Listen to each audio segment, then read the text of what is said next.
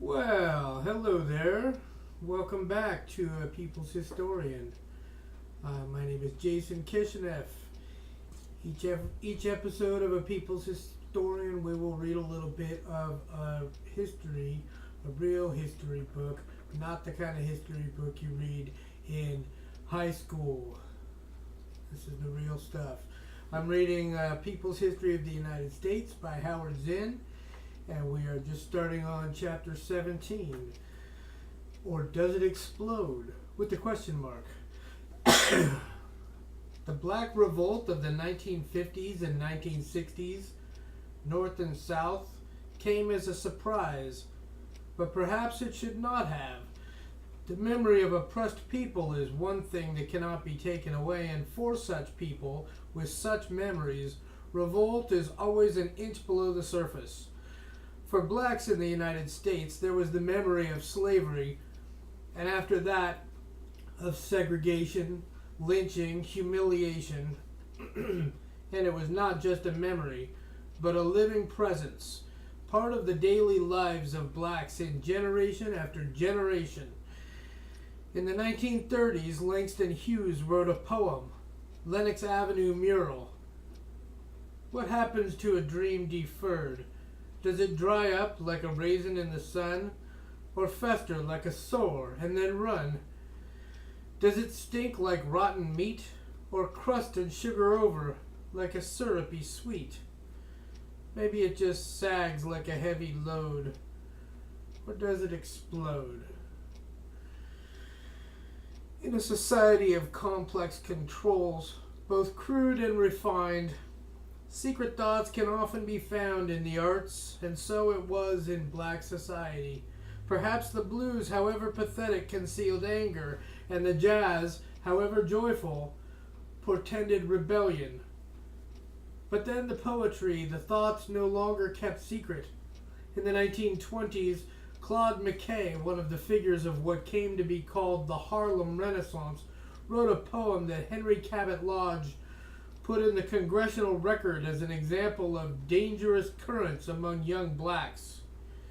If we must die, let it not be like hogs, hunted and penned in an inglorious spot. Like men we'll face the murderous, cowardly pack, pressed to the wall, dying but fighting back. County Cullen's poem Incident evoked memories, all different, all the same, out of every black American's childhood. Once riding in old Baltimore, heart-filled, head-filled with glee, I saw a Baltimorean, kept looking straight at me. Now I was 8 and very small, and he was no whit bigger, and so I smiled, but he poked out his tongue and called me the N-word, which my mama taught me not to say. I saw the whole of Baltimore from May until December. Of all the things that happened there, that's all that I remember. At the time of the Scottsboro Boys incident, Cullen wrote a bitter poem noting that white poets had used their pens to protest in other cases of injustice, but now that blacks were involved, most were silent. His stanza was, "Surely I said, now will the poets sing, but they have raised no cry. I wonder why." Even outward subservience, Uncle Tom behavior in real situations, the comic or fawning Negro on the stage, the self-ridicule, the caution, concealed resentment, anger, energy. The black poet Paul Laurence Dunbar, in the area of the black minstrel around the turn of the century, wrote, "We wear the mask. We wear the mask that grins and lies. It hides our cheeks and shades our eyes. We sing, but oh, the clay is vile beneath our fit and long the mile. But let the world dream otherwise. We wear the mask." Two black performers of that time played the minstrel and satirized it at the same time. When Burt Williams and George Walker billed themselves as two real coons, they were, Nathan Huggins says, intending to give style and comic dignity to a fiction that white men had created. By the 1930s, the mask was off for many black poets. Langston Hughes wrote, I too, sing America. I am the dark brother. They send me to eat in the kitchen when company comes, but I laugh and eat well and grow strong. Tomorrow I'll be at the table when company comes. Gwendolyn Bennett wrote, I want to see lithe Negro girls etched dark against the sky while sunset lingers. I want to hear the chanting around a heathen fire of a strange black race. I want to feel the surging of my sad people's soul hidden by a minstrel smile. That was Margaret Walker's prose poem, For My People. Let a new earth arise, let another world be born, let a bloody peace be written in the sky, let a second generation full of courage issue forth, let a people loving freedom come to growth, let a beauty full of healing and a strength of final clenching be the pulsing in our spirits and our blood. Let the martial songs be written, let the dirges appear, let a race of men now rise and take control. Now we're talking about blacks, but you'll notice that I keep saying men and not men and women. So that's interesting to note. The attitude towards women. By the 1940s, there was Richard Wright, a gifted novelist, a black man. His autobiography of 1937, Black Boy, gave endless insights. For instance, how blacks were set against one another, when he told how he was prodded to fight another black boy for the amusement of white men. Black Boy expressed unashamedly every humiliation, and then the white South said that it knew the N-word, and I was what the white South called an N-word. Well, the white South had never known me, never known what I thought, what I felt. The white South said that I had a place in life. Well, I had never felt my place, or rather, my deepest instincts had always made me reject the place to which the white South had assigned me.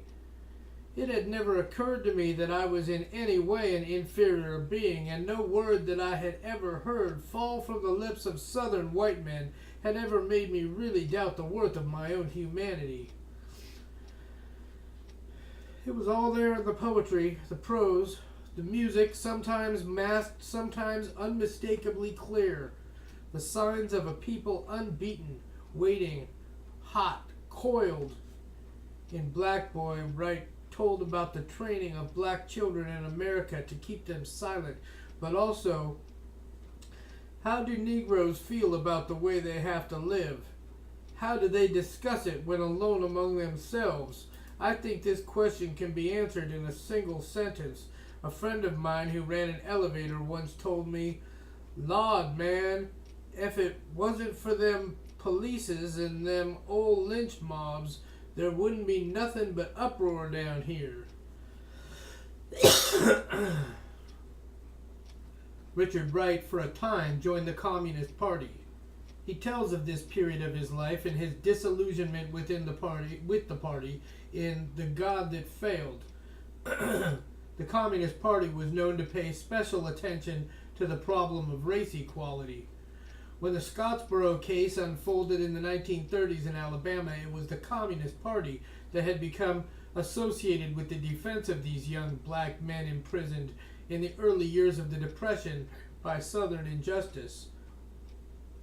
The party was accused by liberals and the NAACP of exploiting the issue for its own purposes, and there was a half-truth in it.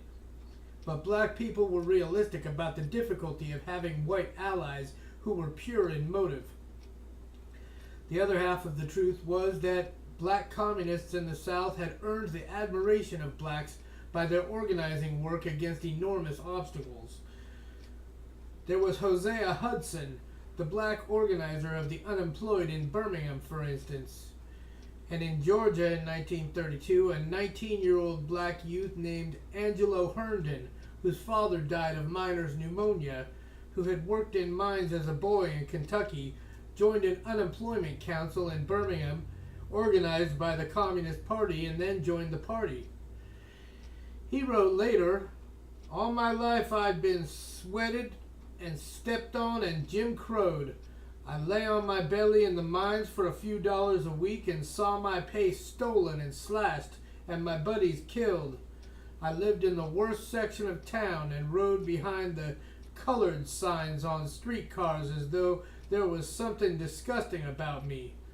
I heard myself called the N-word and darky, and I had to say yes sir to every white man, whether he had my respect or not. I had always detested it, but I had never known that anything could be done about it. And here all of a sudden I had found organizations in which Negroes and whites sat together and worked together and knew no difference of race or color." Herndon became a Communist Party organizer in Atlanta. He and his fellow communists organized block committees of unemployment councils in 1932, which got rent relief for needy people. They organized a demonstration to which 1,000 people came, 600 of them white, and the next day the city voted $6,000 in relief to the jobless. But soon after that, Herndon was arrested, held incommunicado, and charged with violating a Georgia statute against insurrection. He recalled his trial. "The state of Georgia displayed the literature that had been taken from my room and read passage of it to the jury. They questioned me in great detail. Did I believe that the bosses and government ought to pay insurance to unemployed workers? That Negroes should have complete equality with white people? Did I believe in the demand for the self-determination of the Black Belt, that the Negro people should be allowed to rule the Black Belt territory, kicking out the white landlords and government officials? Did I feel that the working class could run the mills and mines and government? That it wasn't necessary to have bosses at all? I told them I believed all of that, and more." Herndon was convicted and spent 5 years in prison until in 1937 the Supreme Court ruled unconstitutional the Georgia statute under which he was found guilty. It was men like him who represented to the establishment a dangerous militancy among blacks, made more dangerous when linked with the Communist Party. There were others who made the same connection, magnifying the danger. Benjamin Davis, the black lawyer who defended Herndon at his trial, nationally renowned men like singer and actor Paul Robeson and writer and scholar W.E.B. Du Bois. I think he pronounces his name Du Bois, who did not hide their support and sympathy for the Communist Party. The Negro was not as anti-communist as the white population. He could not afford to be. His friends were so few. So that Herndon, Davis, Robeson, Du Bois, however their political views might be maligned by the country as a whole, found admiration for their fighting spirit in the black community. The black militant mood, flashing here and there in the 30s, was reduced to a subsurface simmering during World War II, when the nation on the one hand denounced racism and on the other hand maintained segregation in the armed forces and kept blacks in low-paying jobs. When the war ended, a new element entered the racial balance in the United States: the enormous, unprecedented upsurge of black and yellow people in Africa and Asia. President Harry Truman had to reckon with this, especially as the Cold War rivalry with the Soviet Union began and the dark-skinned revolt of former colonies all over the world threatened to take Marxist form. Action on the race question was needed, not just to calm a black population at home emboldened by war promises, frustrated by the basic sameness of their condition. It was needed to present to the world a United States that could counter the continuous communist thrust at the most flagrant failure of American society, the race question. What Du Bois had said long ago, unnoticed, now loomed large in 1945. The problem of the 20th century is the problem of the color line. President Harry Truman in late 1946 appointed a committee on civil rights, which recommended that the civil rights section of the Department of Justice be expanded, that there be a permanent commission on civil rights, that Congress pass laws against lynching and to stop voting discrimination, and suggested new laws to end racial discrimination in jobs. Truman's committee was blunt about its motivation in making these recommendations. Yes, it said there was a moral reason, a matter of conscience, but there was also an economic reason. Discrimination was costly to the country, wasteful of its talent, and perhaps most important, there was an international reason. Our position in the post-war world is so vital to the future that our smallest actions have far-reaching effects. We cannot escape the fact that our civil rights record has been an issue in world politics.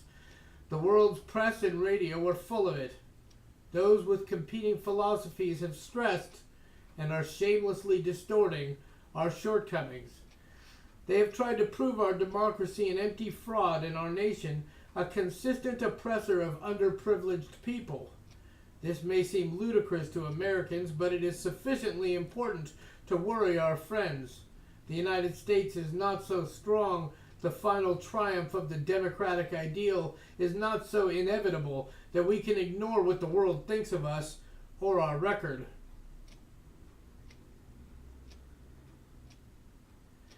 The United States was out in the world now in a way it had never been. The stakes were large, world supremacy. And, as Truman's committee said, our smallest actions have far-reaching effects. And so the United States went ahead to take small actions, hoping they would have large effects. Congress did not move to enact the legislation asked for by the Committee on Civil Rights, but Truman, 4 months before the presidential election of 1948, and challenged from the left in that election by Progressive Party candidate Henry Wallace, issued an executive order asking that the armed forces, segregated in World War II, institute policies of racial equality as rapidly as possible. The order may have been prompted not only by the election, but by the need to maintain black morale in the armed forces as the possibility of war grew. It took over a decade to complete the desegregation in the military. Truman could have issued executive orders in other areas, but did not. The 14th and 15th Amendments, plus the set of laws passed in the late 1860s and early 1870s, gave the president enough authority to wipe out racial discrimination. The Constitution demanded that the president execute the laws, but no president had used that power. Neither did Truman. For instance, he asked Congress for legislation prohibiting discrimination in interstate transportation facilities, but specific legislation in 1887 already barred discrimination in interstate transportation and had never been enforced by executive action. Meanwhile, the Supreme Court was taking steps 90 years after the Constitution had been amended to establish racial equality to move toward that end. During the war, it ruled that the white primary used to exclude blacks from voting in the Democratic Party primaries, which in the South were really the elections, was unconstitutional. In 1954, the court finally struck down the separate but equal doctrine that it had defended since the 1890s. That case is Plessy versus Ferguson. The NAACP brought a series of cases before the court to challenge segregation in the public schools, and now in Brown versus the Board of Education of Topeka, Kansas, the court said the separation of school children generates a feeling of inferiority that may affect their hearts and minds in a way unlikely ever to be undone. In the field of public education, it said the doctrine of separate but equal has no place. The court did not insist on immediate change. A year later, it said that segregated facilities should be integrated with all deliberate speed. By 1965, 10 years after the all deliberate speed guideline, more than 75% of the school districts in the South remained segregated. Still, it was a dramatic decision, and the message went around the world in 1954 that the American government had outlawed segregation. In the United States, too, for those not thinking about the customary gap between word and fact, it was an exhilarating sign of change. What to others seemed rapid progress, to blacks was apparently not enough. In the early 1960s, black people rose in rebellion all over the South, and in the late 1960s they were engaging in wild insurrection in 100 northern cities.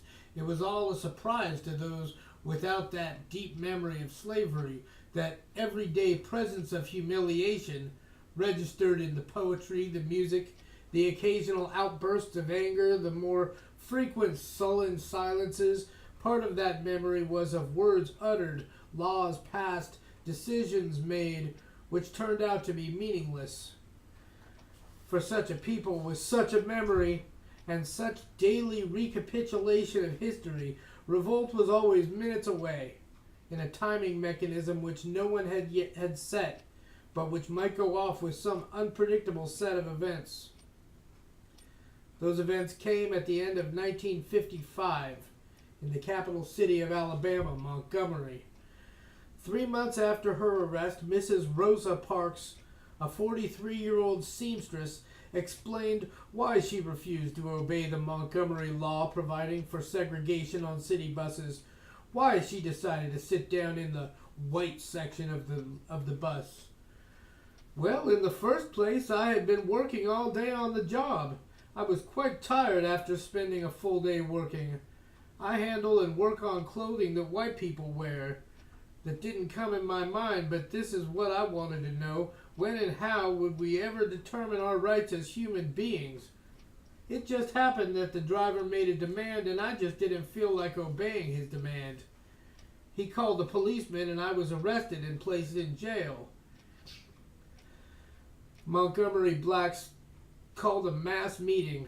A powerful force in the community was E.D. Nixon, a veteran trade unionist and experienced organizer. There was a vote to boycott all city buses. Carpools were organized to take Negroes to work. Most people walked. The city retaliated by indicting 100 leaders of the boycott and sent many to jail.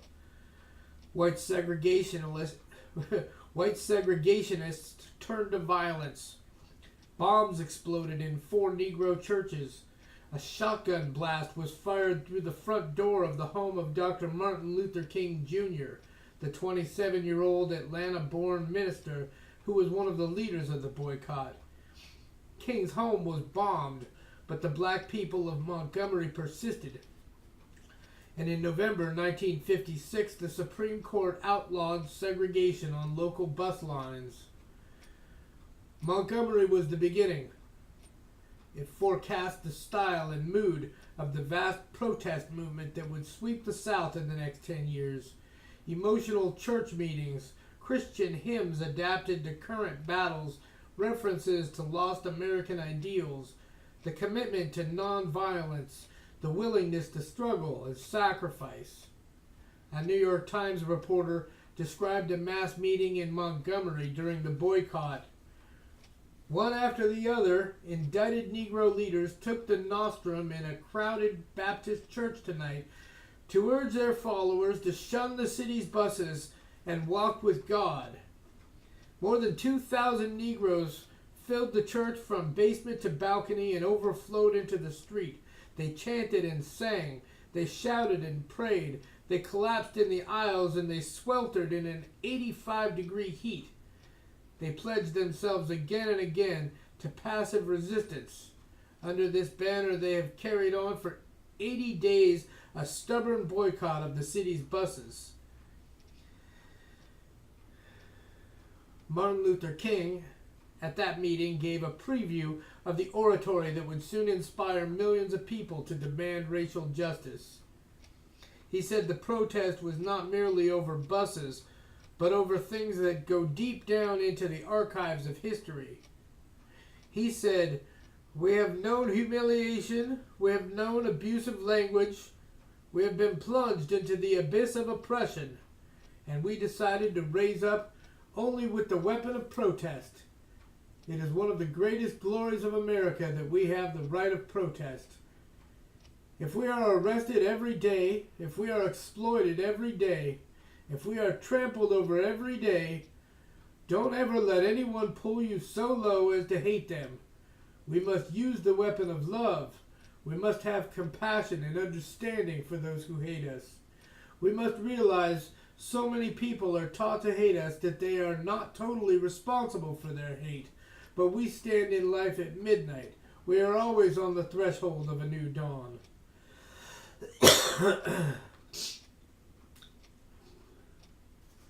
King's stress on love and nonviolence was powerfully effective in building a sympathetic following throughout the nation among whites as well as blacks.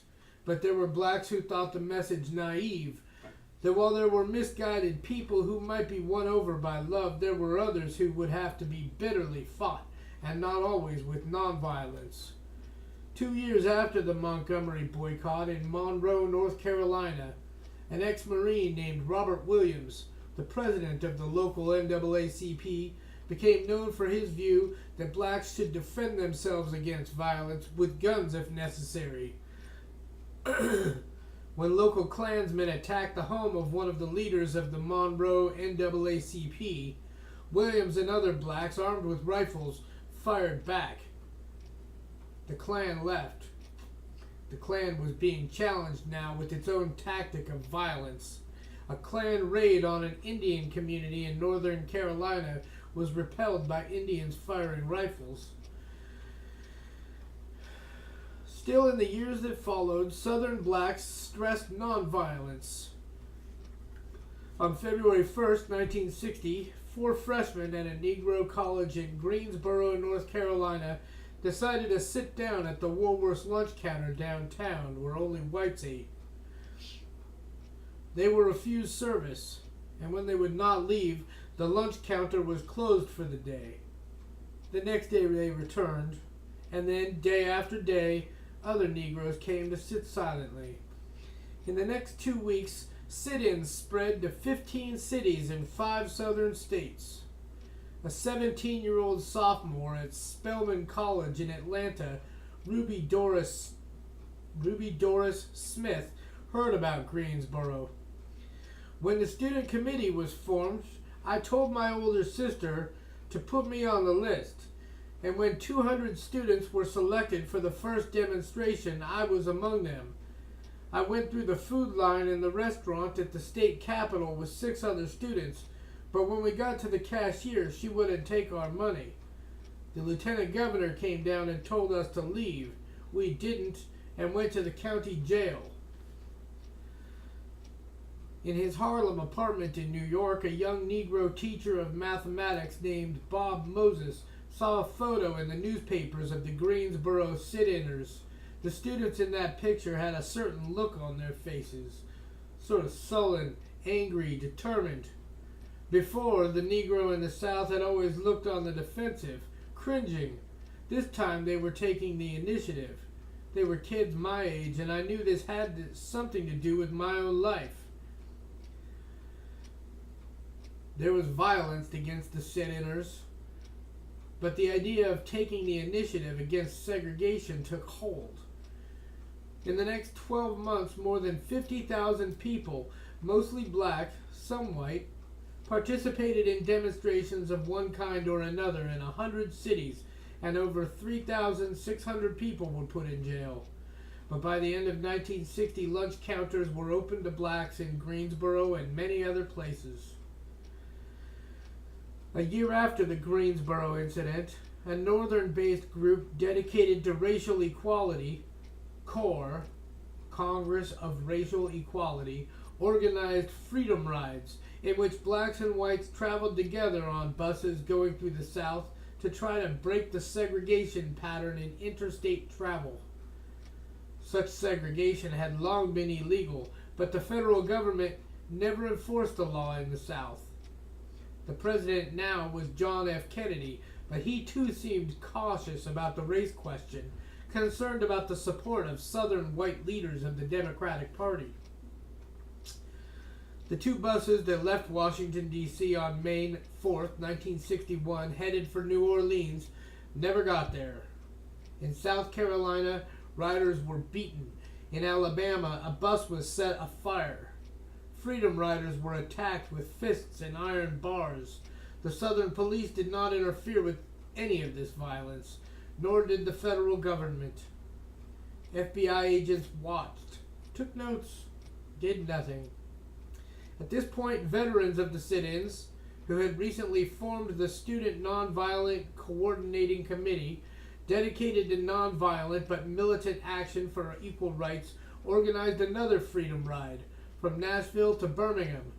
Before they started out, they called the Department of Justice in Washington, D.C. to ask for protection. As Ruby Doris Smith reported, the Justice Department said no, they couldn't protect anyone, but if something happened, they would investigate. You know how they do. The racially mixed SNCC Freedom Riders were arrested in Birmingham, Alabama, spent a night in jail, were taken to the Tennessee border by police, made their way back to Birmingham, took a bus to Montgomery, and there were attacked by whites with fists and clubs in a bloody scene. They resumed their trip to Jackson, Mississippi.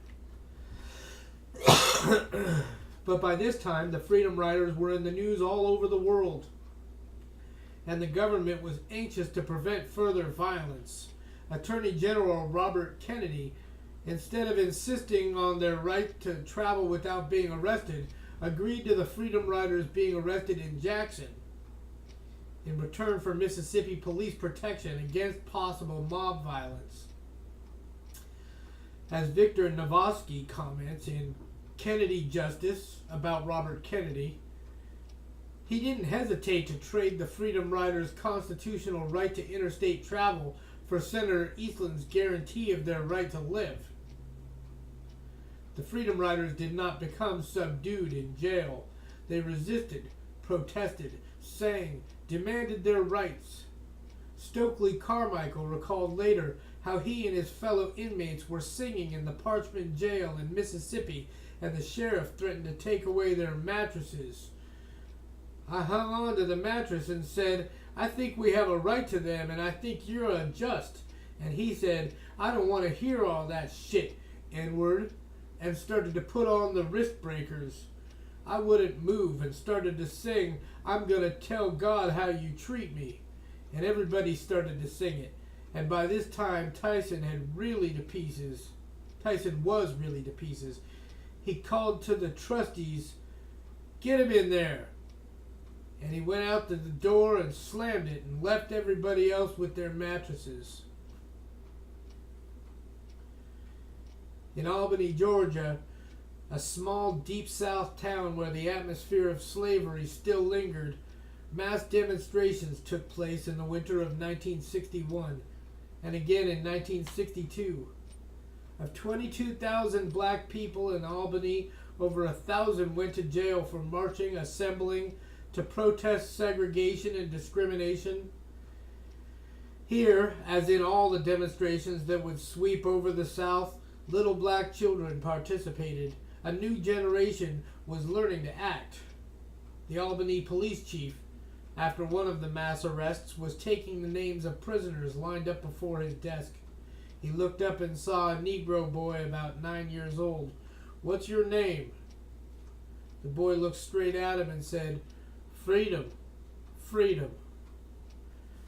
There is no way of measuring the effect of that Southern movement on the sensibilities of a whole generation of young black people, or of tracing the process by which some of them became activists and leaders.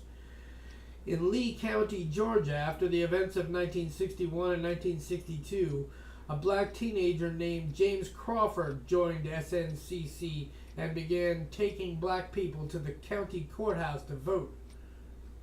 One day, bringing a woman there, he was approached by the deputy registrar. Another SNCC worker took notes on the conversation. The registrar said, "What do you want?" Crawford said, "I brought this lady down to register." The registrar said, after giving the woman a card to fill out and sending her outside in the hall, "Why did you bring this lady down here?" Crawford said, "Because she wants to be a first-class citizen like y'all." The registrar said, "Who are you to bring people down to register?" Crawford said, "It's my job." The registrar said, "Suppose you get 2 bullets in your head right now." Crawford said, "I got to die anyhow."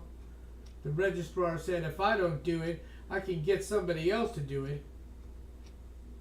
No reply. "Are you scared?" Crawford said, "No." The registrar said, "Suppose somebody came in that door and shoot you in the back of the head right now. What would you do?" Crawford said, "I couldn't do nothing. If they shoot me in the back of the head, there are people coming from all over the world." The registrar said, "What people?" Crawford said, "The people I work for." And let's stop there, shall we? We'll pick up in the next episode. I hope you enjoyed the reading. And do hit that like and subscribe button. Hit the notification bell because YouTube is known to unsubscribe people. And thank you very much. We'll see you next time.